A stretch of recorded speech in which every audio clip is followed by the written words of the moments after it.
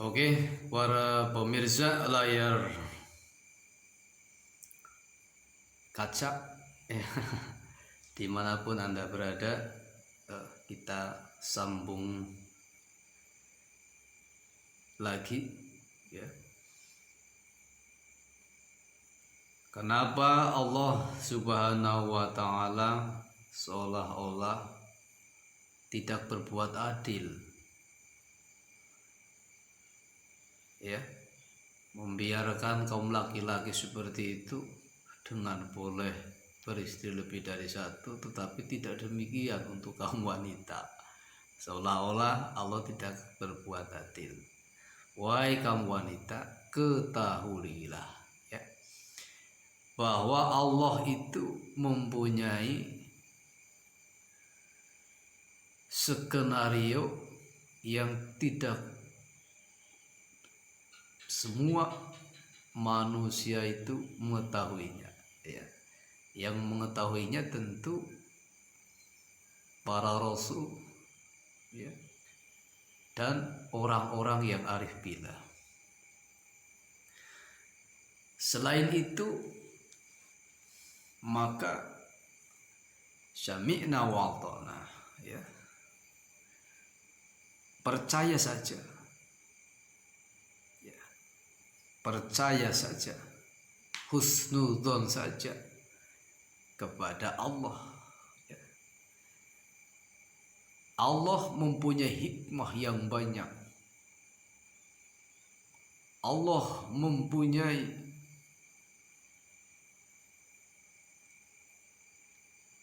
skenario yang agung, ya, yang tidak dimengerti oleh kebanyakan manusia, khususnya dalam hal poligami ini. Kenapa? Seolah-olah Allah tidak berbuat adil. Apalagi di sana tidak ada dalil yang menyatakan harus terlebih dahulu izin terhadap istri. Nah, ini tentu Allah yang Maha Tahu, dan dibalik itu yakinlah wahai kaum wanita, sangat banyak hikmahnya yang terkandung di dalamnya. Allah Maha mengetahui, sedangkan kalian tidak mengetahui. Ar-rijalu qawwamuna 'ala nisa'i bima fadalallahu ba'dahum 'ala ba'd. Bahwa kaum laki-laki adalah pemimpin 'ala nisa'i, atas kaum perempuan. Karena apa? Karena Allah melebihkan, memberi fadl yang lebih tinggi, ya, fadlallahu ba'dahum, ya. Allah melebihkan ba'dahum atas mereka kaum laki-laki, ala batin, kepada kaum perempuan.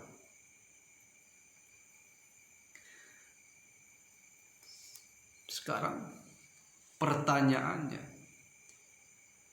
dengan poligami, apakah wanita akan dilanggar haknya? Tidak. Justru itulah sisi lain cara seorang wanita masuk surga. Wanita akan diberi pahala yang tidak pernah ia terima dari ibadah apapun di dunia. Dia akan diberi pahala yang tidak pernah terlintas oleh hati, terlihat oleh mata, dan terdengar oleh telinga. Dengan syarat ia sadar bahwa memang begitulah kudrat sebagai seorang wanita. Dia rela demi ayat Allah. Karena itu adalah perintah Allah. Kalau semua wanita kemudian tidak menyadari, ya, lantas siapa yang mau menjadi ayat Allah? Ya, mohon maaf, saya tidak pakai redaksi kalau wanita tidak mau dipoligami, ya. Tetapi saya memakai redaksi kalau wanita kemudian tidak menyadari, lantas siapa yang mau, yang akan menjadi ayat Allah? Ya, karena kalau memakai redaksi, kalau wanita tidak mau dipoligami, nah tentu memang begitu, memang tidak ada, ya. Memang pada dasarnya, pada awalnya, secara tabiat, secara naluri, wanita tidak ada yang mau dipoligami, yang mau diduakan, yang mau dimadu, yang mau ditiga, diempat, dan seterusnya. Mau yang 4, yang 5-nya mau, tapi yang 4, 3, 2, 1 nggak mau, dan seterusnya. Ya. Tetapi di sini redaksinya adalah kalau semua wanita kemudian, ya, tidak menyadari, jadi awalnya memang menolak, awalnya secara tabiat memang tidak mau, tetapi kemudian dia menyadari, ya, dengan tentunya dengan ilmu dan hidayah daripada Allah Subhanahu wa Ta'ala. Karena kalau kita mau jujur, ya, fa insya Allah semua wanita, ya, semua wanita, bahkan istri Rasulullah, istri para sahabat, kalau mereka ditawarin seperti itu, dikasih pena suruh tanda tangan, ya, ya, untuk menandatangani persetujuan suaminya mau menikah lagi, mereka pun pasti tidak akan mau. Iya. Iya. Tetapi itulah suatu keniscayaan. Fa insya Allah, ya. Meskipun awalnya begitu, tetapi kemudian mereka menyadari. Lantas pertanyaan lagi, ya, ada pertanyaan lagi. Apakah dengan poligami wanita menjadi rendah derajatnya? Turun martabatnya? Salah besar, bro. Emangnya penghulu, pemimpin wanita-wanita surga itu siapa? Mereka adalah para istri-istri Nabi, istri-istri para sahabat, dan istri-istri orang-orang soleh yang pilihan.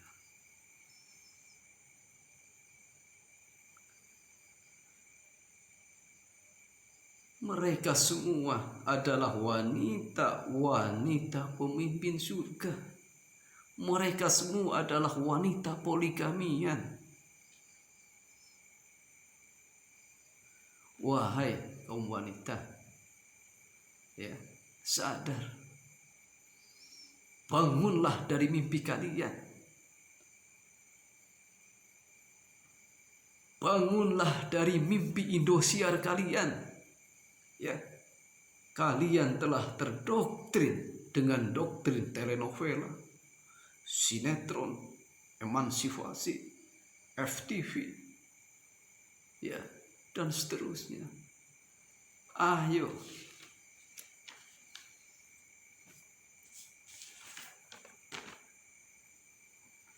bangunlah, wahai wanita. dari mimpi tidur kalian. Justru itulah letak kesempurnaan. Kalian akan menjadi perempuan yang istimewa, yang tidak ada pada perempuan lain di dunia. Kalian akan menjadi bidadari surga. Derajat dan martabat kalian bahkan naik sampai ke langit ketujuh. Ya, semua akan takjub kepada kalian. Itulah alamat bahwa kalian adalah wanita solihah yang sejati, yang memperoleh ilmu dan hidayah dari Allah secara spesial. Kalian adalah perempuan-perempuan langka di dunia yang memiliki, yang mewarisi akhlak istri-istri Nabi, istri-istri orang-orang yang soleh.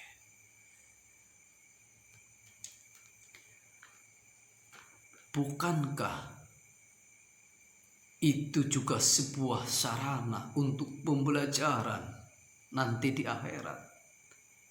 Karena wahai kaum wanita, nanti saja di akhirat, ya, para suami-suami yang masuk surga yang soleh akan dikasih 70 bidadari di dalam surga. Loh, apa ini? Ini adalah gambaran bahwa memang itulah hadiah bagi manusia yang solehah, bagi manusia yang soleh.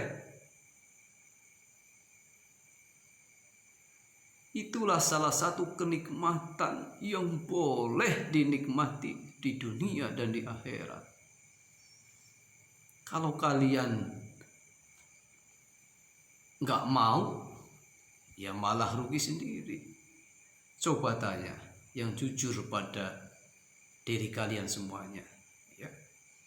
Silakan tanya para pejabat, ya, presiden, panglima TNI, para DPR, menteri-menteri, semuanya.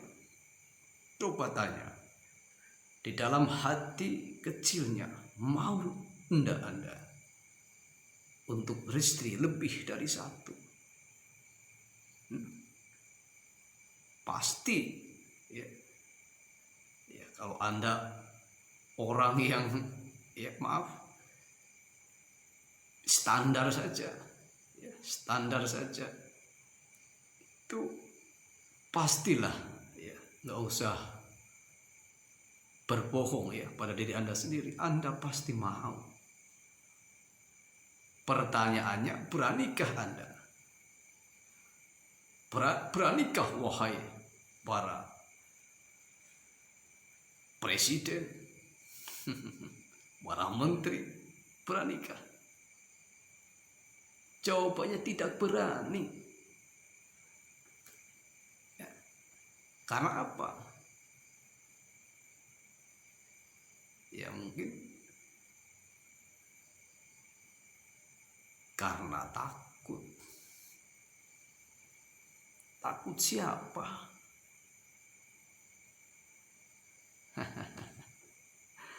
Tentu takut istri. Iya kan? Jadi susis kan? Suami sieun istri kan?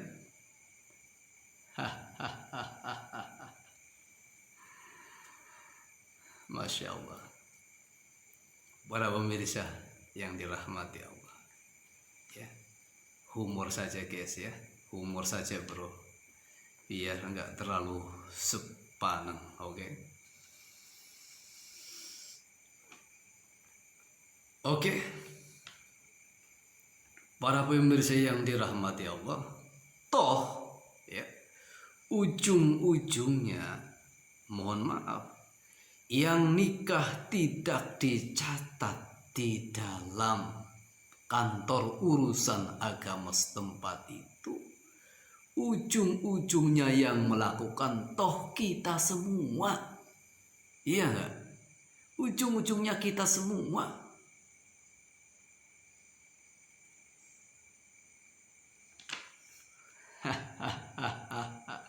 Iya, ini real. Ujung-ujungnya yang melakukan nikah tidak dicatat itu ujung-ujungnya kita semua. Ya udah, gitu aja kok repot. Udahlah.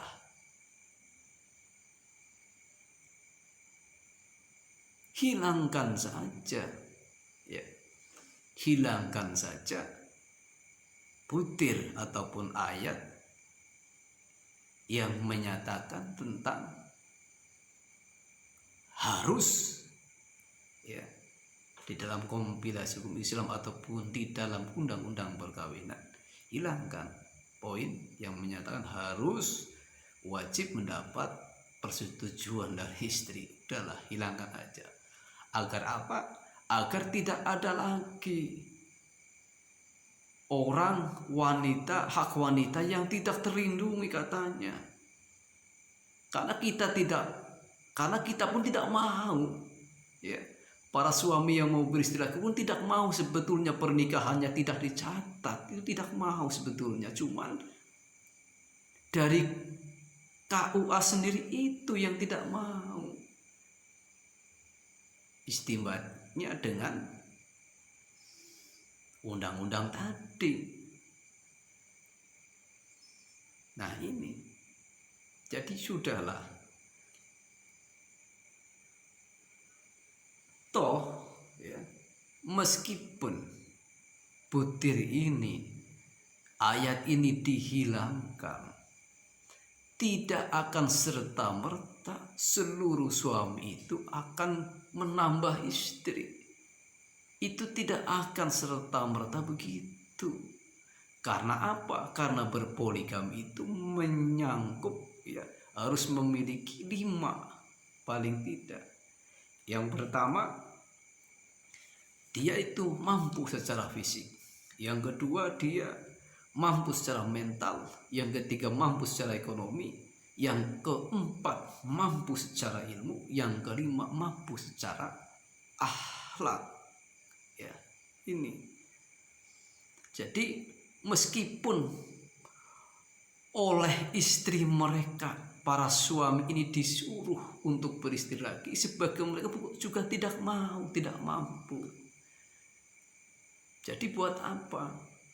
Ya. Karena berpoligami itu harus mencakup 5 ini, dan tidak semua laki-laki itu mampu. Dia mampu secara fisik, belum tentu mampu secara mental. Dia mampu secara mental, belum tentu ekonominya, belum tentu ilmunya, ya, belum tentu akhlaknya. Ya, dari sekian kriteria yang harus dimiliki, yang paling fundamental, yang paling mendasar, yang wajib harus dimiliki oleh seseorang yang mau berpoligami adalah ilmu dan akhlak. Ini kalau fisik, mental, ekonomi itu relatif, ya. Itu relatif, tapi ilmu dan akhlak ini menjadi modal utama bagi mereka yang ingin berpoligami. Jadi para pemirsa yang dirahmati Allah,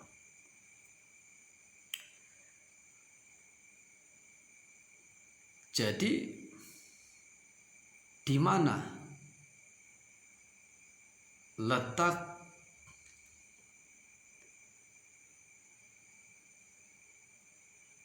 kekhawatirannya, ya, di mana letak kekhawatirannya